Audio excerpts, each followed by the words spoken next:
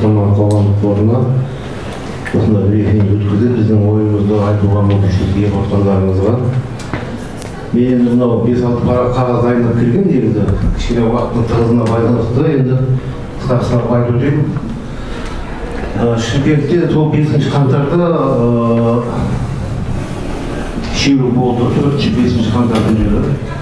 Сол жерде мен ұлым қайтыс болды. Мен есімім Мұрат, фамилиям Абдраим, өзім Шымкент қаласынанмын. Бізде қаңтар оқиғасында 250 адамдай жараланып, 20 адам қайтыс болды оқтан, қарудан. Бұл жерде негізі бізде бейбіт шеру болып басталған. Оның бастамасы қалай болған өздеріңіз білесіздер. Жаңаөзенде жаңағы газдың бағасы көтерілді. Басқа қалаларды қамтып кетті дағыны. Халық жаңағы оған қосылды ғой, жаңағы жемқорлық, қымбатшылық, квартира мәселесі, әл-ауқат мәселелері қосылып кетті. Жұмыссыздық, соңынан халық орай келгенді айтып қалайын деп көшеге шығып, бейбіт шеруге шықты негізі. Олардың менде мысалы видеолар бар, халық келіп жатыр, өзім бұлар көріп баратқанда, жастар масты келіп жатқанда, ешқайсының қолына қару тастағаны жоқ, болғанда емес. Олар ондай ойда барғанда жоқ, мектепке неге алаңға. Олар тек қана өздерінің жаңағы шын талаптарын билікке қойып, кішкене былай келіссөзге келеміз ба деген оймен барды негізі. Ал сол кезде енді 5 қаңтар күні оқ атылды. Шымкентте сағат 9, кешкі сағат 9-дан кейін оқ атылып бастады.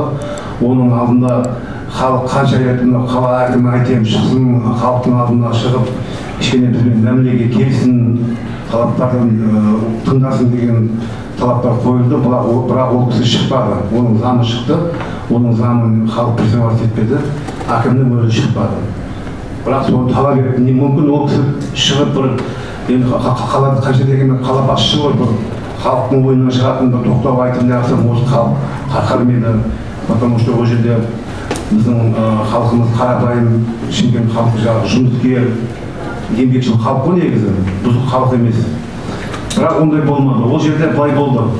Халық жинайды екен, қазір шығады, әкім шығады деген, халық жиналған кезде полиция оқ атады екен, оқ атқанда бірінші алғашқы кезде не газ, су, травматический сондайлар пайдаланған ғой.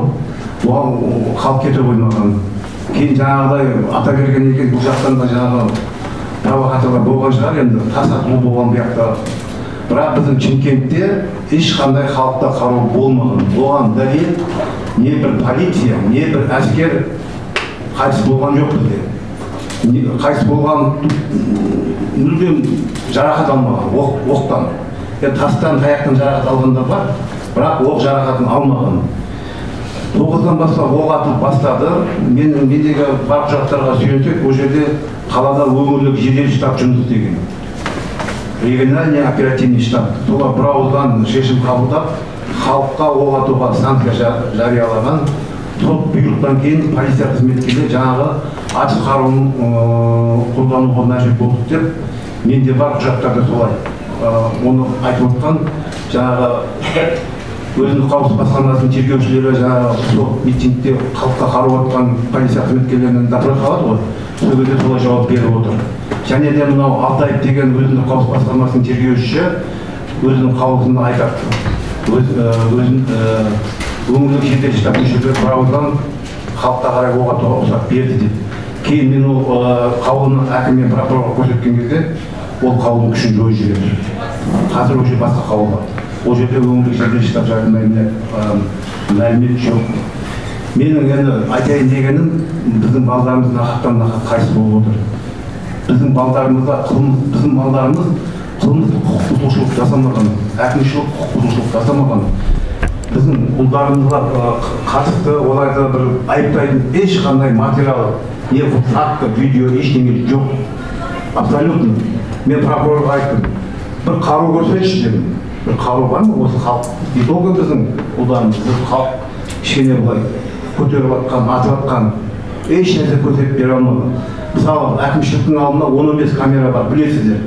Мен айттым, маған бір сағат видео көрсетіңдерші, 10 мен 11-ның арасында. ДБТ-ға да жаздым, прокуратураға да жаздым. жоқ дейді, бір айдан кейін ол камерадағы видео жойылып кетті, сізге көрсете алмаймыз деп. Мен мысалы ұлым қайтыс болды, жәбірленушінің сенімді өкілін мен көруге хақым бар. Жоқ, абсолютно. Істі жауып тастады. Январда қозғайды, апрельде жауып тастайды, 4 айдың ішінде. Мен айтамын да, бұл мал ұрлығы болса да кішкене былай түпкілікті зерттеледі ғой. Ал бұл жерде не болып отыр? 20 адам жартысы өліп отыр. 250-ден астам адам жараланып, больницаға түсіп, олардың бәрінен қамалғанынан, қамалмағанынан жарты хат алып алған. Ешкімге ешқандай не бермейсің, жауап бермейсің деген сияқты. Бізде тергеу әділ өткен жоқ, бірінші айтарым. Тергеу өте қысқа, тезірек жабу үшін өтті.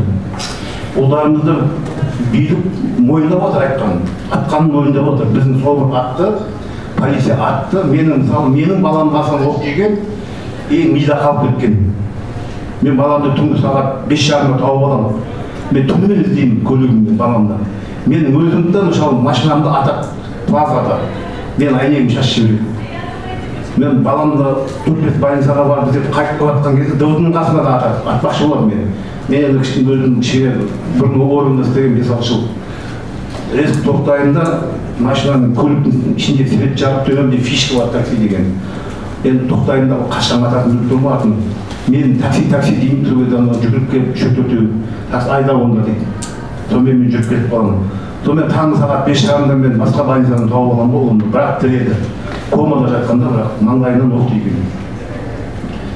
Жалпы айтарым 20 бала қайтыс болды, тергеу әділ өтпеді. Олардың басты мақсаты тез-тез шала-шарпы тергеуді жүргізіп істі жауып тастады. Біздің ата-аналарды өзінің қауіпсіздік басқармасының тергеуші Байтұрсынов алдап құқықтарын түсіндірмейді, біз білмейміз, ешқандай қалған жоқ. Қаулы жарылған екен, ол 2 аптаның ішінде біз шағым беруіміз керек екенін, оны біз білмейміз. Мен сұраған кезде оразам, ол бүйтіп айтып көке деп, 100 жыл болса да сіз шағым жасаңыз, дело бұзылады да іс жүре береді. Өткенде Қызылтақаның өзінің хабарыңыз бар. Бірге жаздық қой, апелляцияға сотқа жаздық. Бұл жерде Байтұрсын келмеді ғой, сол жауап бермеді ғой. Ол жерде де қысқа жаңағы сот болады, прокурор өте қысқа бізге азғандай уақыт берді да, алдын ала ол жерде келісіп жазып қойған ғой, шешіп қойған ғой. Қысқа айтқанда біздің Шымкентте тергеу әділ өткен жоқ, жан-жақты объективті зерттелген жоқ. Өздерінің білгенін істеді. Біздің ұлдарымыздың артынан даже керек болсаңыз 272-ның егісімен іс қозғады. Біз қанша рет Астанаға бардық, жаңағы президент Тоқаевтың есігінің алдына жаттық, 3-4 күнде шілдеде статьяны алсын деп, себебі біздің балдарымызға байланысты. Біздің балдарымызды айыптайтын жаңағы террористер ешқандай да айғақ дәлел болған жоқ. Ақырында алды, 5-6 айдан кейін іс жүргізді. Не прокуратура бізден кешірім сұраған жоқ. Біздің ата-аналар қанша депрессияға ұшырады, стресске ұшырады. Себеп ұлыңды өлтіреді, еще сен оңды террорист қылады. Ол адам оңай емес. Саған екі оқ атып отыр. Біреу атып өлтіреді, екінші сен балаң қылмыскер болады. Ол адам басына түскен адам біледі, оны басына түскен адам білмейді. Қазақ айтқан ғой, тас түскен жерін ауыр деген. Біз өзіміздің чатымыз бар, бір-бірімізді түсінеміз, бір-біріміздің жағдайымызды білеміз. Одан кейін жаңағы біз істі жауып тастағаннан кейін мен жаздым, қала прокурорына жаздым 3-4 рет, отказмайды, қанағаттандырмайды. Одан кейін генеральный прокуратураға жазамын, сотқа жазамын. Мен жаңағы бір папка құжаттарым бар, жазған арыздарым, жауаптар бәрі бар, қанағаттандырмайды. Одан кейін біз амал жоқ, 10 шақты ата-ана болып қала әкімшілігінің алдына кішігірім шируге мәжбүр болдық. Сонда айтқанымыз өңірлік жедел штаб мүшелері біздің ұлымызды атуға, қарусыз, жазықсыз ұлымызды атуға бұйрық берген жауапқа тартылсын, және де біздің ұлдарымызды атқан полиция қызметкерлері қылмыстық бұйрықты орындап, қылмыс жасаған полиция қызметкерлері жауапқа тартылсын деп, біз сондай бір кішкене тақатымыз болды. Бірақ біз ешкімді шақырған жоқпыз, ешқандай тәртіп бұзған жоқпыз, ол жерде бөтен адам болған жоқ. Ол жерде 10 шақты ата-ана болды, бәрі ұлынан айырылған жаңағы аналар, әкелер сондай болды. Ал бізге келді да, біз шықты әкімшіліктен біреу, не тұрсы да біз әділдік таппаған екен, осы жерде өзіміздің ойымызды, пікірімізді айтуға келдік. Олар шықты да сіздерде де заңсыз шеруге шығасыздар, 488-нің 6-сын бұзып алсыздар бізге. Біз айттық, біз только өзіміздің тек қана пікірімізді айтуға келіпті. Ақырында сол келді, біз ұстауға кетті. Мені 10 күнге жапты, қасымдағы келіншекті жаңа айтып өттіңіз ғой. Дулатбаева айтқанда 5 күнге 488-нің 6-сын жауып тастады. Біздің ұлдарымызды атып өлтірген аздар үшін біз әділдік сұрадық, соған бола бізді қамап тастады. Енді талап етерім қазір, қаулы жаңағы іс қайта ашылып, тергеу объектив толық зерттеліп жүріп, атуға бұйрық бергендерменен атқан адамдар жазаланса, соған сіздер мүмкіншілік берсеңіздер, көмектессеңіздер, қолдау көрсетсеңіздер. Сұрақ бар. Амангелді мырза, Біріккен ұлттар ұйымына жолданған кейстер туралы айтсаңыз. Біріккен ұлттар ұйымына жолданған қаңтар кейстері жөнінде ашыңқырап айтып берсеңіз. Және алдағы жоспар. Негізі біз жазға дейін 30 шақты істі Біріккен ұлттар ұйымына жіберуге жоспарлап отырмыз. Қазіргі уақытта 2 іс бойынша шағымдар Біріккен ұлттар ұйымының адам құқықтары жөніндегі комитетіне және де сотсыз заңсыз свет өлтірген үшін арнайы спецдокладчик бар по внесудебным казням деген. Соған Қанатбаев Мақсет деген жігітті өлтіріп ЮЭС-тен жоғалып кеткен деген әңгіме айтылады. Бірақ та біздің ойымызша ол оны Анафеев деген сияқты кісімен бірге өлтірген. Потому что олар көршілес камераларда отырған бір уақытта 7-сінен 15-іне дейін сол үлкен ортасында аралықта отырған бір камераларда, жақын камераларда. Анафеевті ұрып өлтіреді, ал мына бала жоқ болып кетеді. ЮЭС-тен ешкім жоқ болып кете алмайды. Ол жабық ұйым, ол жерде күзет бар, қатаң бәрі жабылған, ол жерден ешкім ешқайда кете алмайды. Яғни оны өлтіріп, денесін бір жаққа әкетіп тастаған, тығып тастаған. Ал мемлекет бұның бәрін бірге тергеп, тиісті қызметкерлердің жазасына тартудың орнына, яғни кісі өлтіру бірнеше рет, яғни сондай бір топ адаммен сыбайлас кісі өлтіру жөнінде 99 баппен қозғаудың орнына олар істерді бөліп тастайды, бөлек адамдарға біріктірмейді. И сол қызметкерлерді жауапкершіліктен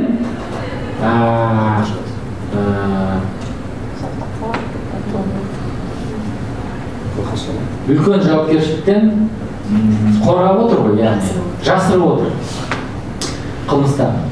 И мысалы Анафеевтің ісі бойынша олар 5-6 көп болса ең көбі қанша алды? 10 жыл. Ең біреу ғана, бір адам. Екеу. Көрдіңіз бе? Ол 7 адамның екеу ғана.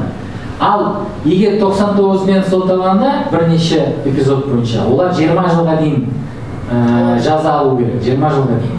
Сосын мына ЮЭС-тің бастығы тартылу керек. Ол іске тартылмады, тек қана куә ретінде. Хотя оның тікелей қарамағындағы кісілер, ол не қарап жүрді ол кезде? Мен білмедім, үйтпедім деген мәселе ол әңгіме дұрыс емес. Яғни сенің қарамағында болған нәрсе минимум халатность сондай нелер, яғни болу керек. Өз қызметіне дұрыс қарамай болған нәрсе. Сол сияқты істер.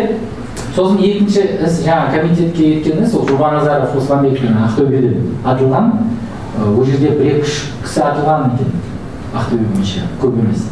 Бірақ та соның біреуі сол Оспанбек деген бала ісін тергемей аяғында құпия етіп жауып тастап істі жауып отыр.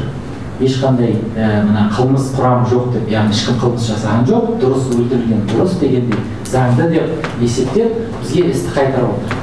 Біз оны әртүрлі соттардан өткізіп, өткен айда Біріккен ұлттар ұйымының комитетіне, адам құқықтары жөніндегі комитетіне жібердік сол істі. Қазіргі уақытта осы жылдың аяғына дейін үлгермейтін шығар, бірақ та мына қаңтардың басында, ортасынан дейін бе, әйтеуір аяғына дейін точно мына Шымкенттегі 9 адамның ісі Біріккен ұлттар ұйымына кетеді. И осылай кете береді, жазға дейін 30 40 шақты адамдар бойынша істер Біріккен Ұлттар ұйымына барады. Бұл не үшін керек? Біріншіден, ол әділдік болу үшін. Екіншіден, ол мына істерді жауып тастап, бәрі ұмытпау үшін. Яғни, жаңа мен айтқандай. Ертең билік өзгергенде кез келген істі қозғауға болады. Негіз бар заң бойынша. Жаңа мен айттым ғой. Қылмыстық кодекс бойынша ешқандай давность деген не жоқ, сроктар жоқ. Бірақ, 71-ші бап бойынша. Бірақ та қазіргі билік оны қозғауға ешқандай несі жоқ, құлқы жоқ.